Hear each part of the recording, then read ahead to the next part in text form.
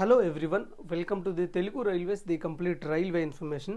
రీసెంట్గా రైల్వే నుంచి technician notification టోటల్గా 9144 పోస్టులు రావడం జరిగింది.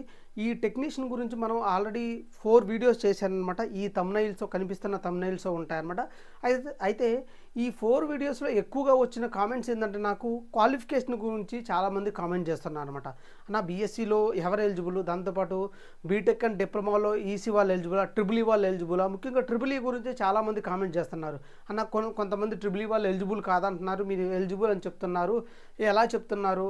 సో వీటన్నిటి గురించి అడుగుతూ ఉన్నారు. సో ఈ వీడియోలో ఈ టెక్నీషియన్కి సంబంధించి క్వాలిఫికేషన్ గురించి ఫుల్ క్లారిటీ ఇస్తానమాట. రైల్వే గురించి త్వరగా మీకు ఇన్ఫర్మేషన్ అథెంటిక్గా రావాలంటే తెలుగు రైల్వేస్ టెలిగ్రామ్లో జాయిన్ అవ్వండి అనమాట. అప్డేట్స్ త్వరగా వస్తాయి. దాంతోపాటు తెలుగు రైల్వేస్ యాప్ కూడా ఉందన్నమాట. మీకు రైల్వేకి సంబంధించిన అన్ని కోర్సెస్ ఉన్నాయి. ముఖ్యంగా టెక్నీషియన్కి సంబంధించిన స్పెషల్ కోర్సెస్ కూడా గ్రేడ్ 1 గ్రేడ్ 3కి ఉందన్నమాట. ఈ టెక్నీషియన్కి సంబంధించి బేసిక్ సైన్స్ అండ్ ఇంజనీరింగ్ స్పెషల్గా ఫ్యాకల్టీస్ ఆల్రెడీ చెప్పిస్తున్నాము. క్లాసెస్ స్టార్ట్ అవుతాయి అనమాట. త్వరలో ఆ వీడియోస్ కూడా కంప్లీట్గా ఈ మంత్ ఎండింగ్ కల్లా అప్లోడ్ చేస్తామన్నమాట. సో ఈ టెక్నీషియన్ నోటిఫికేషన్లో మనకి 2 రకాల టెక్నీషియన్ పోస్టులు విడుదలయ్యాయి అనమాట. ఫస్ట్ ఏంటంటే టెక్నీషియన్ గ్రేడ్ 1 పోస్టులు అండ్ టెక్నీషియన్ గ్రేడ్ 3 పోస్టులు. అయితే రైల్వేలో ఈ 2 రకాల పోస్టులు ఏంటంటే లెవెల్ వైజ్గా ఉంటాయి కదా. గ్రూప్ డి అంటే లెవెల్ 1 కదా, అదేవిధంగా టెక్నీషియన్ గ్రేడ్ 3 అంటే లెవెల్ 2 పోస్ట్ అనమాట ఇది. దాని తర్వాత టెక్నీషియన్ గ్రేడ్ 1 అంటే ఇది లెవెల్ 5 పోస్ట్ అనమాట. కంపేర్ టు ఈ పోస్ట్ కంటే ఈ పోస్టు హై పోస్ట్ అనమాట. అంటే ఎక్కువ క్వాలిఫికేషన్ కావాలి, ఎక్కువ శాలరీ కూడా ఈ పోస్ట్కి వస్తుంది అనమాట. సో అయితే ఈ టెక్నీషియన్ గ్రేడ్ 1 ఓన్లీ సిగ్నల్ డిపార్ట్మెంట్లోనే ఉందన్నమాట. గ్రేడ్ 1 అన్ని డిపార్ట్మెంట్లో ఉంటాయి ఈ గ్రేడ్ 1 పోస్టులు. కాకపోతే ఓన్లీ టెక్నీషియన్ సంబంధించి ఎస్ఎన్టీ అంటే సిగ్నల్ అండ్ టెలికామ్ ఈ 2 కంబైన్డ్గా ఉంటుంది డిపార్ట్మెంట్. ఈ డిపార్ట్మెంట్లో ఉన్న టెక్నీషియన్ గ్రేడ్ 1 పోస్టులు మాత్రమే ఓపెన్ లైన్లో మనకు నోటిఫికేషన్ వస్తుంది అనమాట. ఇది ఫస్ట్ టైం రావడం జరిగిందనమాట. సో మిగతా డిపార్ట్మెంట్లో టెక్నీషియన్ 1 ఉంటాయి కానీ అవి నోటిఫికేషన్ రావన్నమాట. అవి ప్రమోషన్ ద్వారా భర్తీ చేస్తారు. టెక్నీషియన్ గ్రేడ్ 3లో అన్ని డిపార్ట్మెంట్లో అనమాట. దీంట్లో కూడా టెక్నీషియన్ గ్రేడ్ 3 సిగ్నల్ డిపార్ట్మెంట్ సంబంధించిన గ్రేడ్ 3 పోస్టులు ఉంటాయి. అదే కాకుండా ఇంకా other department mechanical department, electrical department, ఇలా అన్ని డిపార్ట్మెంట్లో కూడా ఈ టెక్నీషియన్ గ్రేడ్ 3 పోస్టులు ఉంటాయన్నమాట. సో క్వాలిఫికేషన్ గురించి క్లియర్గా మాట్లాడదాం అనమాట. ఈ టెక్నీషియన్ గ్రేడ్ 1 ఉంది కదా, లెవెల్ 5 పోస్ట్, క్వాలిఫికేషన్ వచ్చేసి బీఎస్సీ కావాలన్నమాట. సో బీఎస్సీలో మనకేంటంటే ఫిజిక్స్ కానీ, కంప్యూటర్ సైన్స్ కానీ, ఇన్ఫర్మేషన్ టెక్నాలజీ కానీ, లేకపోతే ఎలక్ట్రానిక్స్ కానీ, లేకపోతే ఇన్స్ట్రుమెంటేషను, ఏదో ఒక సబ్జెక్ట్ అంటే ఏదో ఒక బేసిక్ స్ట్రీమ్ మీకు ఉండాలన్నమాట. Basic stream nothing but cluster అంటారనమాట. బేసిక్ స్ట్రీమ్ ఉండాలి. అంతేగాని మీకు ఫర్ ఎగ్జాంపుల్కి కొంతమందికి ఏంటంటే ఒకే సెమిస్టర్లో ఒక సబ్జెక్టు ఫిజిక్స్ ఉందన్న ఎలిజిబుల్ అడుగుతున్నారు. కాదు, అలా ఉంటే ఎలిజిబుల్ కాదు. సో ఈ బీఎస్సీలో ముఖ్యంగా చూసుకుంటే బీఎస్సీ కంప్యూటర్ సైన్స్ వాళ్ళు ఉన్నారు ఎలిజిబుల్, బీఎస్సీ ఐటీ వాళ్ళు ఉన్నారు ఎలిజిబుల్, తర్వాత బీఎస్సీ ఎంపీసీ వాళ్ళు ఉన్నారు. అంటే బీఎస్సీ ఎంపీసీ అంటే మ్యాథ్స్, ఫిజిక్స్ అండ్ కెమిస్ట్రీ. ఇక్కడ ఫిజిక్స్ ఉంది కాబట్టి ఖచ్చితంగా మీరు కూడా ఎలిజిబుల్. తర్వాత బీఎస్సీ ఎంపీసీఎస్ ఉంటుంది అనమాట. అంటే maths, physics and computer science ఉంది కాబట్టి వీరు కూడా ఎలిజిబుల్గా ఉంటారు. కొన్ని గ్రూప్స్ ఉంటాయి, BSc maths, physics and electronics. So ఈ ఫిజిక్స్ ఎలక్ట్రానిక్స్ బేసిక్ సబ్జెక్ట్ ఉంది కాబట్టి వీళ్ళు కూడా ఎలిజిబుల్. ఇంకా బీఎస్సీలో మాట్లాడుకుంటే BSc maths, stats and computer science అనమాట. సో ఇలా కూడా ఉంటుంది అనమాట. సో వీరు కూడా ఎలిజిబుల్. సో మీ బేసిక్ స్ట్రీమ్లో ఇవి ఖచ్చితంగా ఉండాలన్నమాట. సో మీకు అర్థమైంది అనుకున్నా, బీఎస్సీతో ఎంపీసీ లేకపోతే ఎంపీసీఎస్ లేకపోతే ఇలా అంటే మీ బేసిక్ సబ్జెక్ట్లో గ్రూప్లో బేసిక్ సబ్జెక్ట్ ఉన్నాయి కదా. అంటే ఎంపీసీఎస్ అంటే మ్యాథ్స్, ఫిజిక్స్, కంప్యూటర్ సైన్స్ అంటే ఇక్కడ కంప్యూటర్ సైన్స్ ఉంది కాబట్టి మీరు ఎలిజిబుల్. ఇలా ఉండాలి. అంతేగాని మీ సెమిస్టర్లో ఏదో ఒక సబ్జెక్ట్ ఉంటే ఎలిజిబుల్ కాదు. దాంతోపాటు ఈ బీఎస్సీలో కాకుండా ఈ సేమ్ స్ట్రీమ్లో డిప్లొమా వాళ్ళు, బీటెక్ వాళ్ళు కూడా ఈ బేసిక్ స్ట్రీమ్ ఉన్న వాళ్ళు ఎలిజిబుల్ అనమాట. డిప్లొమా అండ్ బీటెక్ కూడా ఈ గ్రేడ్ 1కి ఎలిజిబుల్. అయితే ఇక్కడ చూడండి, ఇక్కడ బేసిక్ స్ట్రీమ్ అంటే ఇక్కడ ట్రిపుల్ ఈ వాళ్ళు, ఈసీ వాళ్ళు అండ్ సిఎస్సి వాళ్ళు, ఐటీ వాళ్ళు కూడా ఎలిజిబుల్ అంటారు డిప్లొమాలో. ఈసీ అంటే మనకు మామూలుగా ఎలక్ట్రానిక్స్ అండ్ కమ్యూనికేషన్ ఇంజనీరింగ్ అంటారు కాబట్టి ఎలక్ట్రానిక్స్ ఉంది కాబట్టి బేసిక్ స్ట్రీమ్ ఎలక్ట్రానిక్స్ కాబట్టి ఎలిజిబుల్ ఖచ్చితంగా. దాంతోపాటు సిఎస్సి కంప్యూటర్ సైన్స్ కాబట్టి కంప్యూటర్ సైన్స్లో బేసిక్ స్ట్రీమ్ ఉంది కాబట్టి వీళ్ళు eligible. Information technology BTech IT కానీ, డిప్లొమా ఐటీ కానీ వీరు ఎలిజిబుల్. ట్రిపుల్ ఈ వాళ్ళు ఎలిజిబులా కాదా అని చాలామంది డైలమాలో ఉన్నారన్నమాట. ఖచ్చితంగా ఎలిజిబుల్ అని చెప్తాను నేను. ఎందుకంటే సో మీరు ఈ టెక్నీషియన్ నోటిఫికేషన్ క్లియర్గా గమనిస్తే మీరు పేజ్ నెంబర్ 18లో క్వాలిఫికేషన్కి సంబంధించి ఎనెక్సర్ ఏలో క్లియర్గా మెన్షన్ చేశారు. అయితే ఈ బీఎస్సీ క్వాలిఫికేషన్లో మీకు ఈ 5 సబ్జెక్టులు ఉన్నాయి కదా, physics, computer science, IT, electronics and ఇన్స్ట్రుమెంటేషన్లో బేసిక్స్ స్ట్రీమ్ అయినా ఉండాలి. ఆర్ అని చెప్పి క్లియర్గా ఆర్ ఏదైనా సబ్ స్ట్రీమ్ అయి ఉన్నా కూడా ఎలిజిబుల్ అని ఉన్నారు. అందుకోసమే నేను ట్రిపుల్ ఈ కూడా ఎలిజిబుల్ అని చెప్తున్నాను. నోటిఫికేషన్ ఒకసారి క్లియర్గా చూడండి, మీకు అన్ని డౌట్స్ కూడా క్లారిటీ అవుతాయి అనమాట. సో అయితే గ్రేడ్ 3కి సంబంధించి అన్ని డిపార్ట్మెంట్లో అని చెప్పాను కదా, ఫస్ట్ ఇంటర్మీడియట్ ఎంపీసీతో కూడా మీరు ఈ గ్రేడ్ 3కి అప్లై చేసుకోవచ్చు. అయితే ఇంటర్మీడియట్ ఎంపీసీ అంటే మ్యాథ్స్, ఫిజిక్స్, కెమిస్ట్రీ అంటే ఎంపీసీ వారే ఎలిజిబుల్ అనమాట. ఇక్కడ ఈ గ్రేడ్ 3లోని ఇంటర్మీడియట్ ఎంపీసీలో ఏ పోస్ట్కి ఎలిజిబుల్ అంటే వీళ్ళు గ్రేడ్ 3లోని ఓన్లీ సిగ్నల్ డిపార్ట్మెంట్లో ఉంటుంది కదా, ఆ సిగ్నల్ డిపార్ట్మెంట్లో ఉన్న టెక్నీషియన్ 3కి మాత్రమే ఈ ఇంటర్మీడియట్ ఎంపీసీ వాళ్ళు ఎలిజిబుల్ అనమాట. సో సిగ్నల్ డిపార్ట్మెంట్లో టెక్నీషియన్ 3కి ఏమో ఇంటర్మీడియట్ వాళ్ళు ఎలిజిబుల్ అనమాట, ఆ టెక్నీషియన్ 3కి. అదే టెక్నీషియన్ 1కి ఏమో లెవెల్ 5 పోస్ట్ కదా, దీనికేమో బీఎస్సీ అండ్ డిప్లొమా, బీటెక్ వారు ఎలిజిబుల్ అనమాట. ఇది సిగ్నల్ డిపార్ట్మెంట్లో ఉన్న వారికి మాత్రమే ఎలిజిబుల్ ఇంటర్మీడియట్ ఎంపీసీ టెక్నీషియన్ 3కి, బీఎస్సీ ఏమో టెక్నీషియన్ 1కి అనమాట. సో దాంతోపాటు ఇంకా అదర్ డిపార్ట్మెంట్లో టెక్నీషియన్స్ ఉంటాయి కదా, దానికి ఐటీఐ ఖచ్చితంగా ఉండాలన్నమాట. 10th తర్వాత ఐటీఐ ఉండాలి. ఐటీఐ అంటే ఐటీఐలో ట్రేడ్ చూస్తే ఫిట్టర్కి ఉన్నాయి, డీజిల్ మెకానిక్స్ ఉన్నాయి, ఎలక్ట్రీషియన్కి ఉన్నాయి, వైర్మెన్కి ఉన్నాయి, మెషినిస్ట్కి ఉంది, తర్వాత మెకానిక్ అండ్ పవర్ ఎలక్ట్రానిక్స్, ఇలా వీటన్ని ట్రేడ్స్కి మీ ట్రేడ్కి తగ్గట్టు మీకు ఎలక్ట్రీషియన్ పోస్ట్కి ఎలిజిబుల్ ఉందన్నమాట.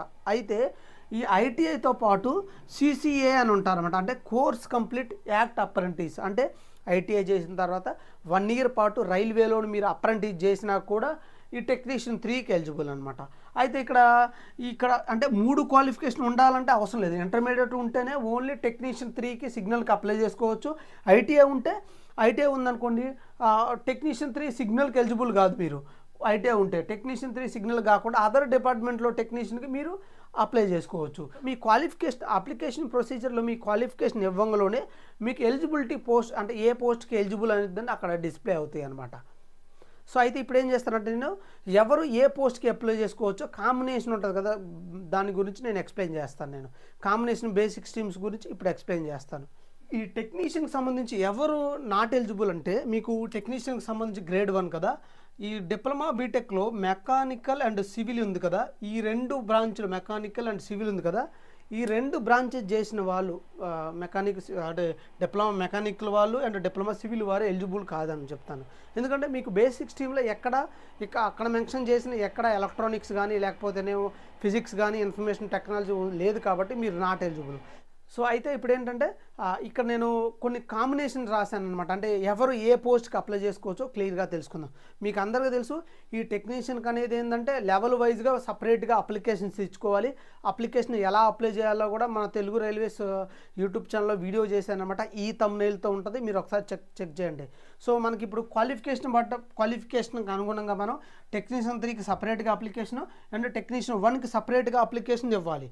ఫస్ట్ మీరు కనుక 10th క్లాసు అండ్ ఐటీఐ చేశారనుకో, 10th క్లాస్ తర్వాత ఐటీఐ చేశారనుకోండి, సో ఐటీఐ క్వాలిఫికేషన్తో మీరు ఈ టెక్నీషియన్కి సంబంధించి లెవెల్ 2 పోస్ట్కి అప్లై చేసుకోవచ్చు. ఐటీఐలో ఇందాక చెప్పినట్టు ఏ ట్రేడ్ ఉన్నా ఎలక్ట్రీషియన్, మెకానిక్, లేకపోతేనేమో డీజిల్ మెకానికల్, ఫిట్టరు, ఇలా ఏ ట్రేడ్ ఉన్నా మీరు ఈ టెక్నీషియన్ 3కి అప్లై చేసుకోవచ్చు. దీంట్లో ఉన్న పోస్టులకి కొన్ని పోస్టులకి మీరు ఎలిజిబుల్ అవుతారు కాబట్టి మీ క్వాలిఫికేషన్ ఇవ్వాలని కూడా ఇది అప్లై చేసుకోవచ్చు. అయితే మీరు 10th క్లాస్తో పాటు ఎంపీసీ చేస్తున్నారు, ఓన్లీ ఎంపీసీ, బైపీసీ కానీ ఆ తర్వాత హెచ్ఈసీ కానీ ఇలా వీరు ఎలిజిబుల్ కాదండి. ఖచ్చితంగా ఓన్లీ ఎంపీసీ చేసిన వారు మాత్రమే ఎలిజిబుల్.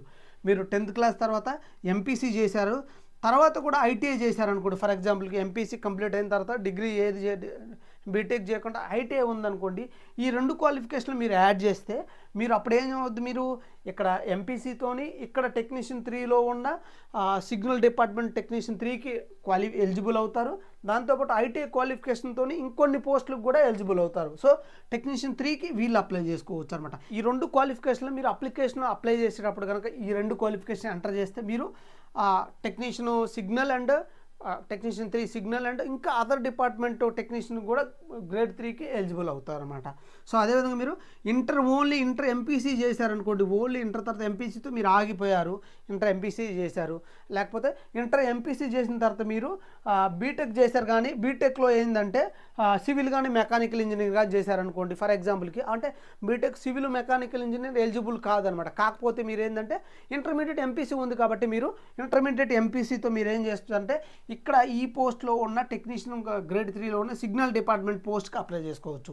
లెవెల్ 3 పోస్ట్ అయినా లెవెల్ 2 పోస్ట్ అయినా టెక్నీషియన్ గ్రేడ్ 3లో ఉన్న సిగ్నల్ డిపార్ట్మెంట్ ఉన్న పోస్ట్కి మీరు ఓన్లీ ఇంటర్మీడియట్ ఎంపీసీతో అప్లై చేసుకోవచ్చు అనమాట. ఇది సో మీకు బీటెక్లో కనుక సివిల్ మెకానికల్ ఉన్న ఇంటర్మీడియట్ ఎంపీసీ ఉంది కాబట్టి దీంతో మీరు ఇక్కడ అప్లై చేసుకోవచ్చు. సో ఇది క్లారిటీ. దాంతోపాటు మీరు ఒకవేళ 10th తర్వాత ఓన్లీ డిప్లొమా చేశారండి, 10th తర్వాత డిప్లొమా చేశారు, మీరు ఇంటర్మీడియట్ చేయలేదు, డిప్లొమా చేశారు కదా, డిప్లొమాలో కనుక ట్రిపుల్ కానీ ఈసీ కానీ సిఎస్సి ఐటీ ఇన్స్ట్రుమెంటేషన్ కనుక చేస్తే డైరెక్ట్గా మీరు ఈ లెవెల్ 5లో ఉన్న లెవెల్ 5లో ఉన్న గ్రేడ్ 1 సిగ్నల్ గ్రేడ్ 1 ఉంది కదా, టెక్నీషియన్ గ్రేడ్ 1 సిగ్నల్ డిపార్ట్మెంట్కి మీరు 10th ప్లస్ డిప్లొమా చేస్తే డైరెక్ట్గా ఈ పోస్ట్కి అప్లై చేసుకోవచ్చు. ఈ పోస్ట్కి డైరెక్ట్గా అప్లై చేసుకోవచ్చు. ఈ బ్రాంచెస్ ఉండాలి. ఒకవేళ మీకు 10th తర్వాత డిప్లొమా చేశారు, మీకు సివిల్ కానీ మెకానికల్ కానీ ఉంటే మీరు ఏ పోస్ట్కి అప్లై చేసుకోవడానికి కుదరదు అనమాట. సో 10th తర్వాత డిప్లొమా చేసి సివిల్ మెకానికల్ బ్రాంచ్ ఉంటే ఏ పోస్ట్కి అప్లై చేసుకోవడానికి కుదరదు. అయితే పాటు ఇక్కడ 10th డిప్లొమాతో అప్లై చేసి మీరు ఈ పోస్ట్కి అప్లై చేసుకోవచ్చు అని చెప్పాను కదా, దీనికి అప్లై చేసుకోవచ్చా టెక్నీషియన్ 3 కంటే ఎలిజిబుల్ లేదండి. ఇక్కడ ఎంపీసీతో పాటు ఐటీ అడిగాడు, డిప్లొమా ఉంటే ఖచ్చితంగా మీకు లెవెల్ 5కే మీరు టెక్నీషియన్ 1కే మీరు అప్లై చేసుకోవచ్చు. సో ఇది అనమాట. కాకపోతే డిప్లొమాలో EC triple E CSC IT instrumentation ఉండాలి. సో ఇది దాంతోపాటు నెక్స్ట్ కాంబినేషన్ చూడండి ఒకసారి. 10th తర్వాత డిప్లొమా చేశారు, లేకపోతే దాని తర్వాత వెంటనే బీటెక్ చేశారు. సో అయితే ఏంటంటే బీటెక్ కనుక మీరు ప్రజెంట్గా చదువుతూ ఉన్నారనుకోండి, డిప్లొమా క్వాలిఫికేషన్తో లెవెల్ 5కి అప్లై చేసుకోవచ్చు ఈ బ్రాంచెస్ ఉంటే. కాకపోతే బీటెక్ కూడా కంప్లీట్ అయింది అనుకోండి, బీటెక్ కూడా కంప్లీట్ అవుతుంది అయినా కూడా బీటెక్ కంప్లీట్ అయ్యి ఈ బ్రాంచెసే ఉండాలి. ఈ బ్రాంచెస్ ఉంటే మీరు లెవెల్ 5 పోస్ట్కి అప్లై చేసుకోవచ్చు టెక్నీషియన్ గ్రేడ్ 1కి.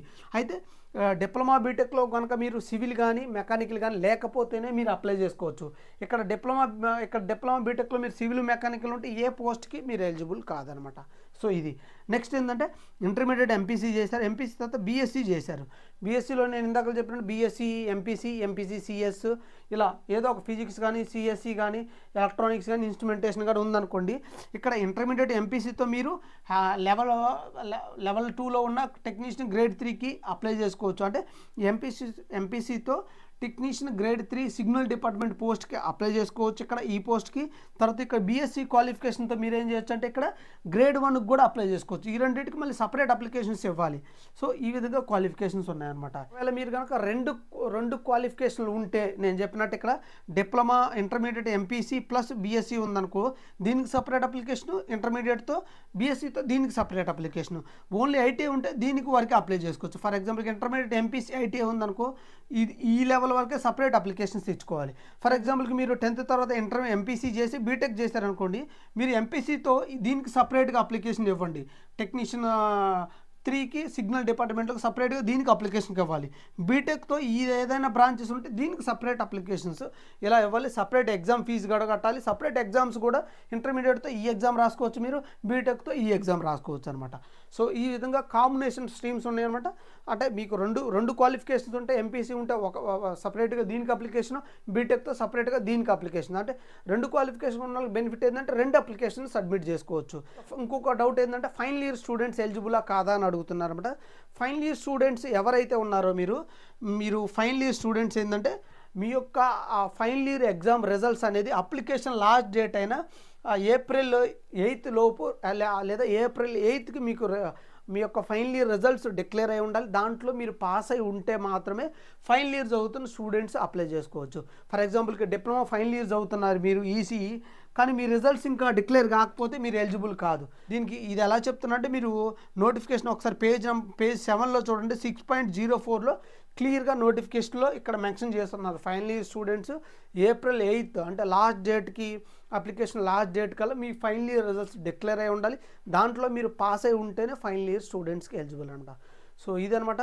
సో అయితే నా రిక్వెస్ట్ ఏంటంటే మీకు ఈ వీడియో నచ్చితే ఖచ్చితంగా కామెంట్ చేయండి అనమాట. ఇంకేదైనా డౌట్స్ ఉంటే కూడా కామెంట్ చేయండి. వీడియో నచ్చితే ఖచ్చితంగా షేర్ చేయడానికి ట్రై చేయండి. దాంతోపాటు తెలుగు రైల్వేస్ టెలిగ్రామ్లో జాయిన్ అవ్వండి. మీకు రైల్వే టెక్నీషియన్ కోర్స్ కావాలంటే తక్కువ ప్రైస్లో మన తెలుగు రైల్వేస్ యాప్లో ఉంది, అక్కడికి వెళ్ళి మీరు తీసుకోవచ్చు అనమాట. So thank you very much.